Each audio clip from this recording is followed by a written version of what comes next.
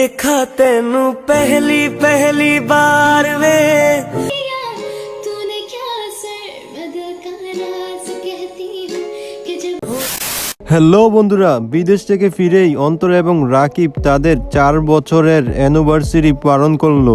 রাকিবের এই অ্যানিভার্সারিতে রাকিবের পরিবার ধুমধাম করেই আয়োজন করে।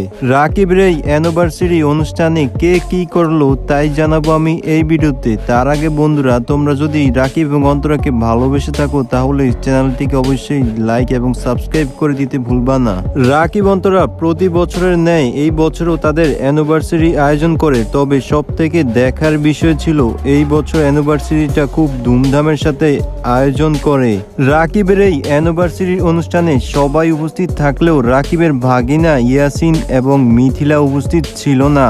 এর কারণ তো আপনাদের সবারই জানা। তো যাই হোক বন্ধুরা, রাকিব এবং অন্তরাকে জামাই এবং বউ সাজে আপনাদের কাছে কেমন লাগছে অবশ্যই জানাতে ভুলবেন না।